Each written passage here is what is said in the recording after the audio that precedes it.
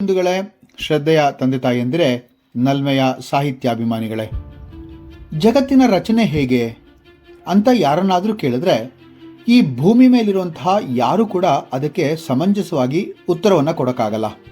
ಈ ಭೂಮಿ ರಚಿತವಾದಾಗ ಅದು ಹೇಗಾಯಿತು, ನಿರ್ದಿಷ್ಟವಾಗಿ ಆ ಸೃಷ್ಟಿಕರ್ತನು ರಚಿಸಿದ್ರಲ್ಲಿ ಬೆರಳೆಣಿಕೆಯ ಅಥವಾ ಅಂಕಿತವಾದುದನ್ನು ಮಾತ್ರ ನಾವು ಕಂಡಿದ್ದೇವೆ ಹೊರತು ಅದನ್ನು ಅರಿಯುವಂತಹ, ಅದನ್ನು ಅರ್ಥ ಮಾಡಿಕೊಳ್ಳುವಂತಹ ತಾಕತ್ತಾಗಲಿ ಅದರ ಒಂದು ಅಷ್ಟು ಬುದ್ಧಿಶಕ್ತಿ ನಮ್ಮಲ್ಲಿ ಇಲ್ಲ ಅಂತಲೇ ಹೇಳ್ಬೋದು. ನಮಗೆ ಕಾಣುವುದು ಬರೀ ಒಂದು ಅಂಶ ಮಾತ್ರ ಆಗಿರುತ್ತೆ. ಆ ಅಂಶವನ್ನು ಕೂಡ ನಾವು ಸರಿಯಾಗಿ ಅರ್ಥ ಮಾಡ್ಕೊಂಡಿರಲ್ಲ. ಸೊ ಈ ಒಂದು ಸುಂದರವಾದಂತಹ ಕಗ್ಗದಲ್ಲಿ ಅದರ ಪ್ರತಿಪಾದನೆಯನ್ನ ಇಲ್ಲಿ DVG ಅವರು ಮಾಡ್ತಾ ಇದ್ದಾರೆ.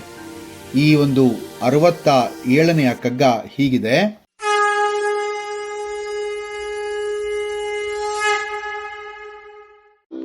ಸೃಷ್ಟು ಸಂಕಲ್ಪ ಲಿಪಿಯೆಲ್ಲ ನಮ್ಮೆದುರಿಲ್ಲ, ದೃಷ್ಟಿಗೋಚರವದರಳೊಂದು ಗೆರೆ ಮಾತ್ರ. ಅಷ್ಟರಿಂದಿದು ನಷ್ಟವದು ಶಿಷ್ಟವೆನ್ನುವುದೇ ಕ್ಲಿಷ್ಟದ ಸಮಸ್ಯೆಯದು ಮಂಕುತಿಮ್ಮ.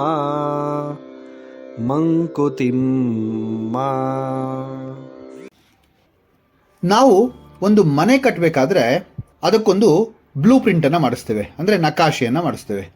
ಯಾರನ್ನಾದರೂ ಕೇಳಿ ನೋಡಿ, ಈ ಮನೆ ಕಟ್ಟೋ ಇಂಜಿನಿಯರ್ಸ್ ಏನು ಮಾಡ್ತಾರೆ, ಅವರು ಮೊದಲು ಏನು ಮಾಡ್ತಾರೆ ಅಂದರೆ ನಿವೇಶನದ ಅಳತೆ ತಗೊಳ್ತಾರೆ, ಅಂದರೆ ಸೈಟ್ ಅಳತೆ ತಗೊಳ್ತಾರೆ.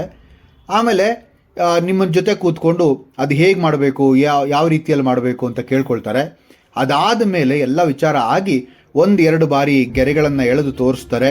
ಹೀಗಿರ್ಬೋದಾ, ನಿಮ್ಮ ಮೇನ್ ಡೋರ್ ಇಲ್ಲಿಗೆ ಬರ್ಬೋದಾ, ಅಥವಾ ನಿಮ್ಮ ಒಂದು ಅಡುಗೆ ಮನೆ ಇಲ್ಲಿರ್ಬೋದಾ, ನೀವು ಮಲಗೋ ಕೋಣೆ ಹೀಗಿರ್ಬೋದಾ ಅಂತೆಲ್ಲ ತೋರಿಸಿ ನಿಮ್ಮ ಹತ್ರ ಎಲ್ಲರ ಹತ್ರ ವಿಚಾರ ವಿಮರ್ಶೆ ಮಾಡಾದ್ಮೇಲೆ ಅವರಿಗೆ ತೋಚಿದಂತಹ ಮಾರ್ಪಾಡುಗಳನ್ನು ಅವರು ವೈಜ್ಞಾನಿಕವಾಗಿ ಅರ್ಥ ಮಾಡಿಕೊಂಡು ಕಲ್ತಿರುವಂತಹ ವಿದ್ಯೆಯನ್ನು ಉಪಯೋಗಿಸಿ ಒಂದು ರೇಖಾ ನಕ್ಷೆಯನ್ನು ತಯಾರಿ ಮಾಡ್ತಾರೆ. ಅಂದರೆ ಬ್ಲೂ ಪ್ರಿಂಟ್ ಅಂತ ಅದನ್ನು ತಯಾರಿ ಮಾಡ್ತಾರೆ. ಮುನ್ನೋಟ ನಕಾಶೆಯನ್ನು ತಯಾರಿ ಮಾಡಿ ನಿಮ್ಮ ಮನೆ ಅಥವಾ ನಿಮ್ಮ ಕಟ್ಟಡ ಸಂಪೂರ್ಣವಾದಾಗ ಹೀಗೆ ಕಾಣುತ್ತೆ, ಆ ಫ್ರಂಟ್ ಎಲಿವೇಶನ್ ಅಂತ ನೋಡಿ, ಅದನ್ನು ಮುನ್ನೋಟ ಅಂತ ಕರೆದ್ವಿ, ಮುನ್ನೋಟದ ನಕಾಶೆ ಅಂತ ಕರೆದ್ವಿ. ಅದನ್ನು ತೋರಿಸ್ತಾರೆ. ಅದಾದ ಮೇಲೆ ಈ ಒಂದು ನೀಲಿ ನಕಾಶೆಯನ್ನು ಇಟ್ಕೊಂಡು ನಿಮ್ಮ ಮನೆ ಹೇಗೆ ಕಾಣುತ್ತೆ, ನಿಮ್ಮ ಮನೆಯನ್ನು ಇಷ್ಟು ದಿನದಲ್ಲಿ ನಾವು ಕಟ್ಟಿಸ್ಕೊಡ್ತೀವಿ ಅನ್ನೋದೆಲ್ಲ ನಮಗೆ ಅವರು ಹೇಳ್ತಾರೆ. ಆ ಪ್ರಕಾರ ಬರುತ್ತೋ ಇಲ್ವೋ ಅಂತ ನೀವು ಅದನ್ನು ಗಮನವಿಟ್ಟು ನೋಡಿಕೊಂಡ್ರೆ ನಿಮಗೆ ಅವಾಗ ಆ ಮನೆ ಅದೇ ಥರ ಬರುತ್ತೆ, ಅವರು ಹೇಗೆ ನೀಲಿ ನಕಾಶೆ ಹಾಕ್ಕೊಟ್ಟಿದ್ದಾರೆ ಹಾಗೆ ಬರುತ್ತೆ ಅಂತ. ಈಗ ಮನೆ ವಿಚಾರ ಆಯಿತು. ಸ್ವಲ್ಪ ಈ ಜಗತ್ತನ್ನು ಸೃಷ್ಟಿ ಮಾಡಿದಾಗ ಜಗತ್ತಿನ ಸೃಷ್ಟಿಕರ್ತ ಒಂದು ನೀಲಿ ನಕಾಶೆಯನ್ನು ತಯಾರು ಮಾಡಿಟ್ಕೊಂಡಿದ್ನ. ನೋಡಿ ಎಷ್ಟು ಸುಂದರವಾಗಿದೆ ಈ ಮಾತು. ಈ ವಿಚಾರವೇ ಒಂದು ಕಲ್ಪನಾತೀತ ಅಂತ ಅನಿಸ್ಬಿಡುತ್ತೆ ನನಗೆ. ಈ ಜಗತ್ತು ಎಷ್ಟು ದೊಡ್ಡದೆಂದರೆ ನಾವದನ್ನು ಊಹಿಸಿಕೊಳ್ಳಲು ಸಾಧ್ಯವಿಲ್ಲ ಅಂತ ಈ ಸುಮಾರು ಸತಿ DVG ಅವರೇ ಆ ಮಾತನ್ನು ಹೇಳಿದ್ದಾರೆ. ಶತ ಕೋಟಿ ಕಿಲೋಮೀಟರ್ಗಳ ವಿಸ್ತೀರ್ಣ ಇರುವಂತಹ ಈ ಜಗತ್ತನ್ನ ನಿರ್ಮಾಣ ಮಾಡಬೇಕಾದಾಗ ಇನ್ನೆಂತಹ ರೇಖಾಚಿತ್ರವನ್ನ ಆ ಪರಮಾತ್ಮ ತಯಾರಿ ಮಾಡಿಟ್ಕೊಂಡಿರಬೇಕು. ಸ್ವಲ್ಪ ಯೋಚಿಸಿ ನೋಡಿ. ಅಬ್ಬಬ್ಬಾ, ಎಷ್ಟು ವಿಚಿತ್ರ ಅಂತ ಅನ್ಸುತ್ತೆ. ಆದರೂ ಕೂಡ ಈ ಒಂದು ಸಚಿತ್ರವಾದಂತಹ ಮಾತನ್ನು ನಾವಿಲ್ಲಿ ಆಡ್ತಾ ಇರಬೇಕು. ಆ ಪರಮಾತ್ಮ ಆ ಥರ ತಯಾರು ಮಾಡಿಟ್ಕೊಂಡಿರುವಂತಹ ರೇಖಾ ನಕ್ಷೆ ಯಾರಾದರೂ ನೋಡಿದ್ದೀರಾ? ನಮ್ಗೆ ಯಾರಿಗಾದ್ರೂ ಕಂಡಿದ್ಯಾ? ಅದನ್ನು ನಾವು ಯಾರೂ ನೋಡಿಲ್ಲ. ಆದರೆ ಆ ರೇಖಾಚಿತ್ರದ ಯಾವುದೋ ಒಂದು ಗೆರೆಯನ್ನು ನೋಡಿ ನಾವು ಇದು ಸರಿ, ಓಕೆ ಇದು ತಪ್ಪಿಲ್ಲ ಅಂಥೇಳಿ ವ್ಯಾಖ್ಯಾನ ಮಾಡೋದು ನಮ್ಮ ಒಂದು ಮನುಷ್ಯನ ಒಂದು ಅಲ್ಪ ಬುದ್ಧಿಯನ್ನು ತೋರಿಸುತ್ತೆ. ಇದು ಎಷ್ಟರ ಮಟ್ಟಿಗೆ ಸರಿ ಅಂತ ಕೇಳ್ತಾ ಇದ್ದಾರೆ DVG ಅವರು. ಹಾಗೆ ಹೇಳುವುದು ಸರಿ ಅನ್ನೋದಾದರೆ ಈ ಸೃಷ್ಟಿಯ ಆಯಾ ಅಳತೆಗಳನ್ನು ಅರ್ಥ ಮಾಡಿಕೊಳ್ಳಲು ಸಾಧ್ಯವೇ ಇಲ್ಲ, ವಿವರಿಸೋದಕ್ಕೂ ಆಗಲ್ಲ ಅನ್ನೋಷ್ಟರ ಮಟ್ಟಿಗೆ ನಮ್ಮ ಒಂದು ಅವಿವೇಕತನವನ್ನು ಇಲ್ಲಿ ಎದ್ದು ತೋರಿಸುತ್ತೆ. ಈ ಒಂದು ಸೃಷ್ಟಿಯ ಆಯಾ ಅಳತೆಗಳನ್ನು ಅರ್ಥ ಮಾಡಿಕೊಳ್ಳಲು ಸಾಧ್ಯವೇ ಇಲ್ಲ, ವಿವರಿಸಲು ಸಾಧ್ಯವಿಲ್ಲ, ಊಹೆ ಮಾಡಿಕೊಳ್ಳಲು ಸಾಧ್ಯವಿಲ್ಲ ಅಂತಂದಾಗ ಆ ಸೃಷ್ಟಿಯಲ್ಲಿ ಕೊರತೆಗಳನ್ನು ಕಾಣೋದು ಅವಿವೇಕತನ ಅಲ್ವಾ? ಅವಿವೇಕತನ ಅಲ್ಲದಲೇ ಮತ್ತಿನ್ನೇನು?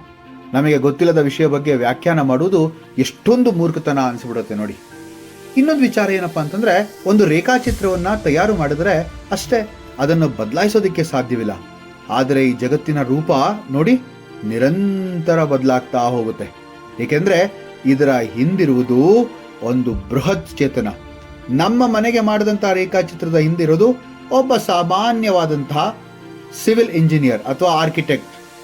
ಹಾಗಾಗಿ ಚೈತನ್ಯಮಯವಾದಂತಹ ಈ ಜಗತ್ತು ನಿರಂತರ ಬದಲಾವಣೆಗೆ ಒಳಗಾಗ್ತಾ ಇರುತ್ತೆ ಅನ್ನೋದು ಒಂದು ಹೆಚ್ಚುಗಾರಿಕೆಯ ಮತ್ತು ಒಂದು ವಿಸ್ತೃತವಾದಂತಹ ವಿವರಣೆ ಅಂತ ಹೇಳ್ಬೋದು. ಈ ಒಂದು ಕಗ್ಗದಲ್ಲಿ ಮಾನವನ ದರ್ಶನದ ಅಂದ್ರೆ ಪರ್ಸೆಪ್ಷನ್ ಅಂತ ಹೇಳ್ತೀವಲ್ಲ, ಆ ಪರ್ಸೆಪ್ಷನ್ ಅದರ ದರ್ಶನದ ಮಿತಿಯನ್ನ ಮತ್ತೆ ತೀರ್ಮಾನದ ಯುಕ್ತಿಯನ್ನ ವಿವರಿಸಿ ಹೇಳುತ್ತೆ. ಜೀವನದಲ್ಲಿ ನಮಗೆ ಅನೇಕ ಸಂಕಲ್ಪಗಳಿದೆ, ಅದು ಲಭ್ಯವೂ ಕೂಡ ಆಗಿರುತ್ತೆ. ಅಂದ್ರೆ ಅದು ಆಶಯ ಆಗಿರಬಹುದು ಅಥವಾ ಆಯ್ಕೆಗಳಾಗಿರಬಹುದು, ಅದು ನಮಗೆ ಸಿಗುತ್ತೆ.